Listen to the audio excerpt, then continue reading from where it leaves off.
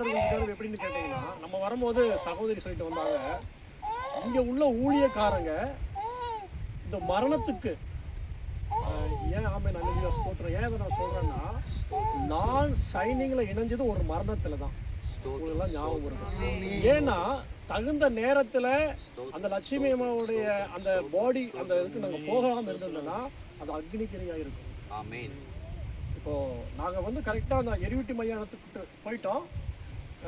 அவங்க பேர் எழுதிட்டாங்க, ஆதார் கார்டு கொடுத்தாச்சு அந்த அம்மா எரிக்கிறதுக்கு. ஆனால் அவங்க ஆவிக்குரிய சபையில் நம்ம சபையில் வந்து ஐக்கியப்பட்டிருக்காங்க. ஆனால் ரொம்ப காலமாக வராமல் இருந்த காரணம்னா நம்ம கண்ணுவரியாக நடக்க முடியாது. அப்போது செல்வி வந்து அங்கே பேசிகிட்டு இருக்காங்க. நாங்கள் 2-3 தடவை அவங்க போயிருக்கோம். அப்போ அந்த அம்மா என்ன சொன்னாங்கன்னா, என்னை எப்படியாவது நீங்கள் வந்து நாங்கள் சர்ச்சைக்கு போக முடியல, எப்படியாவது எங்களை வந்து நான் மறிச்சேன்னா நீங்கள் வந்து எங்களை எரிச்சிடக்கூடாது, என்னை அடக்கம் பண்ணணும்னு சொல்லி இவங்க சொல்லியிருக்கிறாங்க. கண்டிப்பாக செய்கிறங்கம்மான்னு நாங்கள் சொல்லிட்டு வந்தோம். அதே மாதிரி பாருங்கள், அந்த மரணத்துக்கு நாங்கள் தான் போய் இந்த விரலெல்லாம் கட்டுறோம். காலையில் நம்ம கட்டி முடிச்சோடனே அப்போ ஐயாவை கூப்பிட்டுருக்காங்க. அவங்க அவ்வளோ பணம் இல்லை அப்படிலாம் சொல்லி கடைசி என்ன ஆச்சுன்னா, அந்த மரணத்தை போய் நம்ம எரிக்கிற அந்த சூழ்நிலை போயிட்டதுக்கப்புறம் எனக்கு அந்த ஆதார் கார்டு கொடுத்து போகும்போது எனக்கு ஒரு ஃபோன். அவங்க சைனிங்கில் இருந்து, இப்போ சைனிங்லாம் பேர் தெரியாது, அவங்க ஃபாஸ்ட் ஐயாவும் அவங்க வந்துட்டுருக்காங்க, நீங்கள் எரிக்க வேண்டாம் வந்துருங்கன்னு சொன்னோன்னே, ஸ்தோத்திர ஆண்டவரே அப்படின்னு நாங்கள் ஒடியாந்து அந்த நல்லடக்கம் பண்ணி நமக்கு ஐக்கியம் கிடைச்சது. மரணத்தோட ஒரு ஊழியத்தை ஐக்கியப்பட்டோம். ஏதோ ஆண்டவரை திட்டம்.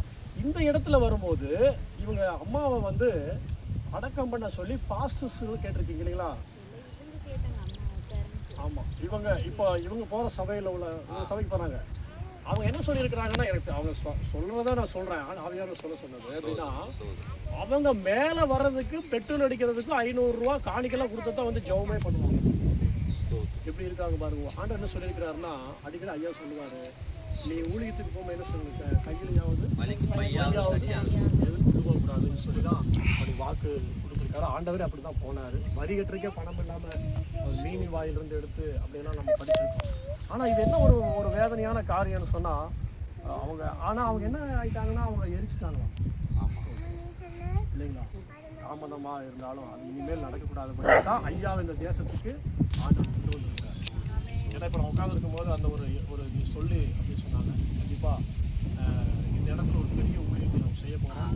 இந்த மாதிரி இந்த எரிக்கக்கூடாது, நாங்கள் தேவசத்துக்கு பிரகாரம் ஆண்டுடைய வாக்கு தத்துவத்தை நீ மண்ணிலிருந்து எடுத்தவன் நீ மண்ணுக்கு திரும்புவாய் அப்படிங்கிற வாக்கு தத்துவத்தின் பிரகாரம் நிறைவேறணும்னு சொல்லி ஆவியானவர் சாட்சி சொன்னார். கண்டிப்பாக அதற்காகத்தான் ஐயாவை பாஸ்டர் ஐயா நம்மளெல்லாம் இங்கே ஒரு ஊழியத்துக்கு ஆண்டவர் கொண்டு வந்திருக்காரு.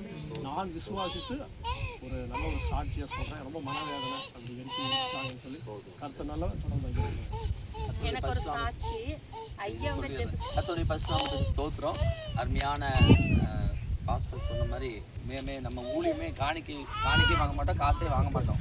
எங்கேனாலும் அன்னைக்கு நைட் நாங்கள் இங்கே வரும்போதே மணி 1. எந்த காசுக்கும் நாங்கள் எதிர்பார்க்கல. காசு வாங்காமல் தான் நம்ம ஊழியமே செய்கிறோம். ஆண்டவரே இலவசமாய் பெற்றீர்கள், இலவசமாய் கொடுங்கள் தான் சொல்லியிருக்காங்க. நீங்கள் பார்த்தீங்கன்னா ஜெபம் பண்ண வர்றதுக்கே காசு கேட்குறாங்க. அப்படி இருக்கிற இடத்துல ஜெபம் பண்ணுறதுக்கு காசா, எந்த சூழ்நிலையும் காசு வாங்க மாட்டோம்னு சொல்லியிருக்கிற நம்மளை இந்த பகுதிக்கு ஏசப்பா கொண்டு வந்திருக்கிறாரு. பாஸ்டருடைய உள்ளத்தில் பாரத்தை கொடுத்தபடி இந்த பகுதியில் இனிமேல் எந்த காரியங்களும் தேவனுடைய வழிநடத்தல் படி தேவன் எதெல்லாம் நியமித்திருக்காரோ அந்த மரண காரியங்கள் எல்லாம் தேவன் எப்படி வழி வகுத்திருக்காரோ அந்த மாதிரி செய்வதற்காக நம்முடைய ஊழியத்தை இந்த பகுதியில் கொண்டு வந்திருக்கிறார்.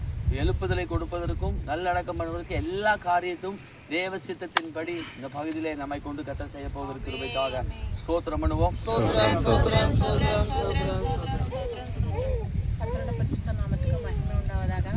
இந்த இடத்துல எல்லாம் ஜெபிச்சோம். ஐயா ஜெபிக்கும் போது எனக்குள்ள ஒரு தரிசனம் வந்துச்சு.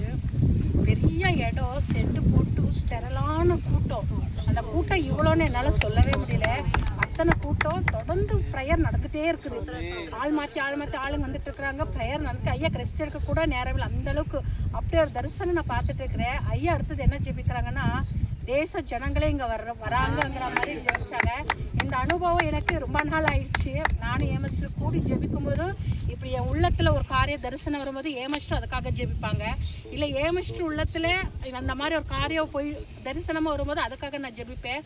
நாங்கள் 2 பேரும் கூடி ஜெபிக்கும் போது இப்படிப்பட்ட ஒரு அனுபவம் எங்களுக்கு இருந்துச்சு. இத்தனை நாள் அதை என்னை விட்டு போயிடுச்சு. இன்றைக்கி பார்த்தீங்கன்னா உண்மையாக நான் எனக்குள்ள அந்த தரிசனம் அப்படியே போகுது, அதில் அப்படியே நான் உள்ளே போகிறேன்.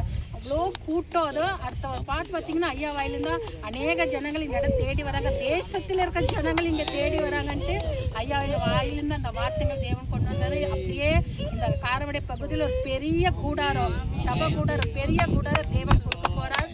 கர்த்தனோட நாமம் மட்டும்